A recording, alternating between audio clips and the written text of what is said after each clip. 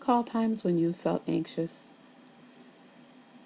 Probably all of us have felt anxiety at some time or the other in our lifetime.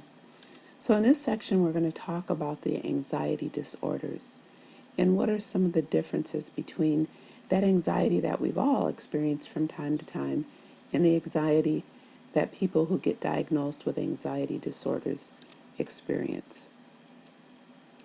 So one of the main differences is that the anxiety of a psychological disorder is going to be a persistent and distressing anxiety that truly disrupts a person's thoughts, impacts their emotions, and impacts their behaviors. There are different types of anxiety disorders, and the first one I want to talk about is going to be generalized anxiety disorder. But we'll also talk about panic disorder, different types of phobias, obsessive compulsive disorder, post-traumatic stress disorder. And we want to get a good foundational understanding of anxiety disorders in general. So a person who gets diagnosed with generalized anxiety disorder is going to be someone, as I mentioned before, who's having these distressing, persistent, anxious thoughts, and then they'll engage in behaviors to try to help them to get relief from those anxious thoughts. This is a characteristic of all of the anxiety disorders, that there are this distressing feeling of anxiety that something bad is going to happen. Sometimes there's no specific target for that feeling of that something bad's going to happen. And other times that anxiety is focused on something very specific. So in generalized anxiety disorder, there's this overwhelming feeling of anxiousness and tenseness, but there's no specific focus or targets for it. So in other words, someone might just generally be feeling that there's something that's off, but that they can't seem to push out of their mind. I've had a client describe it to me as feeling like a buzz, like a buzz of tension all day and not being able to shake that buzz off. And then again, as I said before, there's no specific reason for it. In a panic disorder, on the other hand, the person is experiencing little episodes of intense dread, to the point where a person may fear for their life. They may live in fear of when the next attack is going to happen as well. So this too is different from when we're in a situation maybe where we feel panic. We're feeling panicked in that moment, where there's a regularity to this, where these panic experiences come. They come out of nowhere, and oftentimes in connection with generalized anxiety disorder, oftentimes the person doesn't have a specific thing that they're feeling panic towards, but sometimes they do. It might be this impending sense of doom, that something horrible is going to happen, or sometimes it might be in relationship to fear of death or something like that. Phobias are fears, and these fears, actually they're irrational fears. So again, we all experience fear at one time or another, but we often know what it is we're afraid of, and we can gauge whether we need to rightfully be afraid of that thing or not. With a phobia, there's a fear that outweighs the logic of the situation, and this can be related to a specific object, like perhaps I'm afraid of elevators, or I'm afraid of snakes, or I'm afraid of fire, or it can be directed towards situations, as in the case of social phobias. One thing I neglected to mention about anxiety is that anxiety does have a healthy function for us. Healthy anxiety helps us to be alert to situations. It sometimes gives us an added level of motivation, as when we are feeling anxious, for instance, about doing an exam or an assessment. not having anxiety about it might cause us to not take it seriously and not try hard enough. So there are adaptive and healthy uses of anxiety. When we're talking about psychological disorders and anxiety, we're talking about anxiety that has become maladaptive because it is no longer helping us to function well and instead is disrupting our functioning. Lots of you may be familiar with obsessive compulsive disorder. We get to see that depicted a lot in television, in movies, and so it's not unusual that many people have at least heard of OCD. So with obsessive compulsive disorder, there are actually two parts to what the person experiences. The first part is called obsessions, and the obsessions are thoughts that repeat over and over again in your mind. And the repetition of the thoughts causes anxiety. So for instance, I might have a thought that I forgot to turn off the stove. And maybe I'm in my car headed towards work and I keep thinking, did I turn off the stove? I can't remember. But I can't put that thought away. I try to. I think I probably turned off the stove, but it keeps coming back. Did I turn off the stove? And each time it comes back, I'm experiencing anxiety. The second part of it has to do with compulsions. And compulsions are actually the things that we do to reduce the anxiety that are being caused by the obsessions. So for instance, in my example, maybe I'm going to turn my car around, drive home, and check to see if I did in fact turn off the oven. The problem with that with a person with obsessive compulsive disorder, though, is that they can actually do that. Go back home, check, make sure that the oven's off, get in their car and leave again.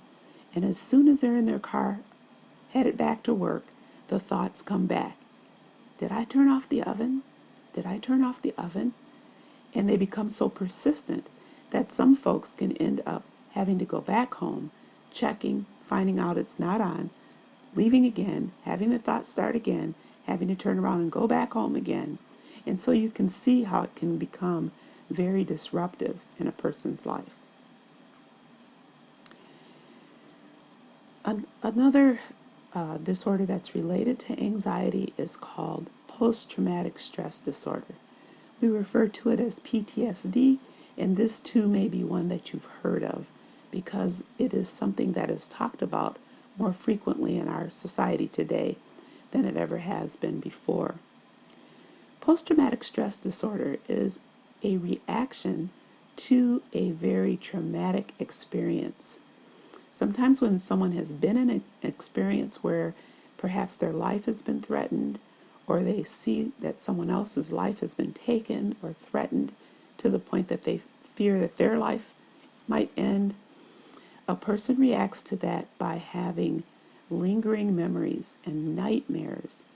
And they start to go through these experiences of trying to avoid anything that reminds them of that experience.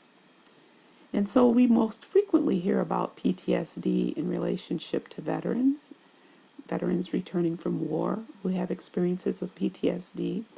But it is not only veterans who experience PTSD. As I said before, anyone who's experienced a traumatic experience, a life-threatening experience, can experience PTSD and have symptoms for some time. So let's just take a closer look at some of the symptoms associated with these various disorders. In general anxiety disorder, there's going to be this sort of continual worrying about just everything, really. Maybe this will go wrong. Maybe this will go wrong. Oh my goodness, maybe I forgot to do X, Y, or Z.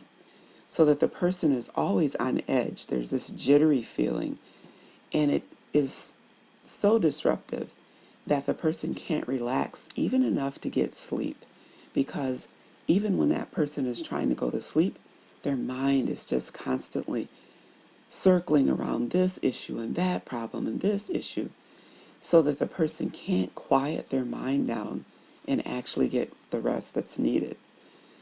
With this type of anxiety disorder, there are problems with concentration because, again, the mind is going around and around about every imagined problem that a person can come up with.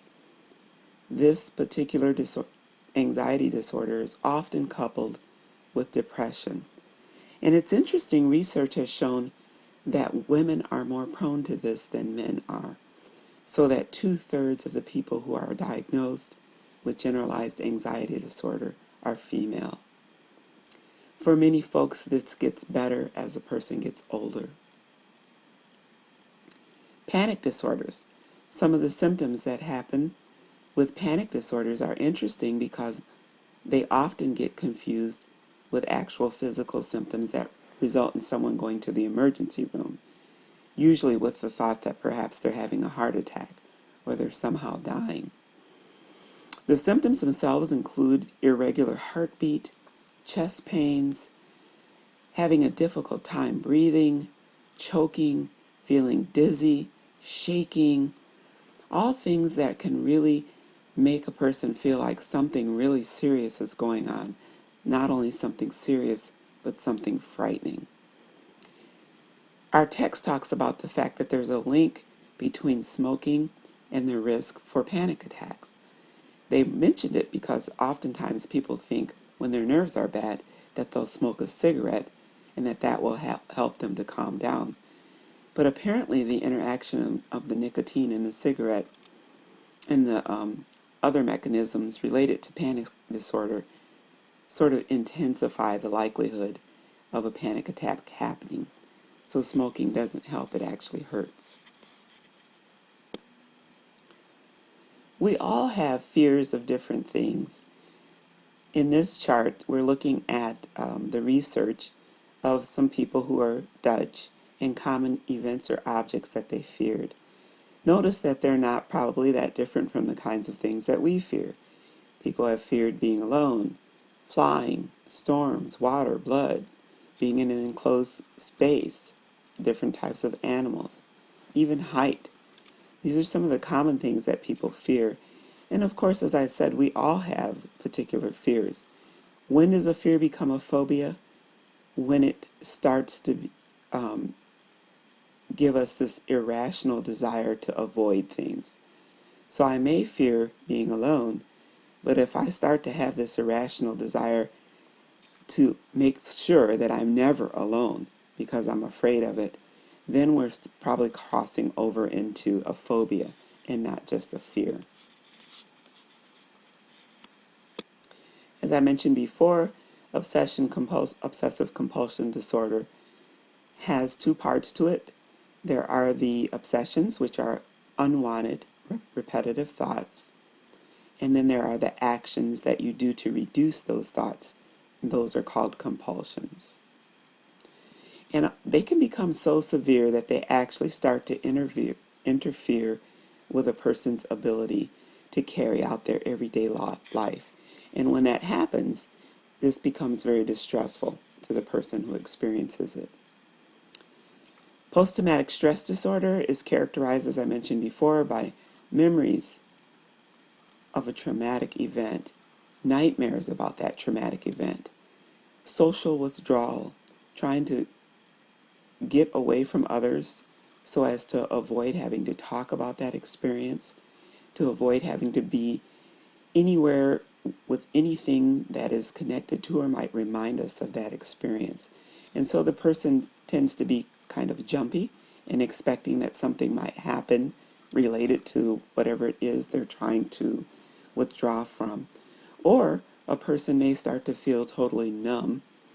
So again, trying to get control of their feelings, wanting to numb out so that they are not overruled by this anxiety. And again, insomnia may be a problem, difficulty sleeping. Oftentimes, veterans experience PTSD, people who've been in accidents or who've witnessed disasters, people who've been assaulted, either physically or sexually. And again, women are at higher risk for PTSD.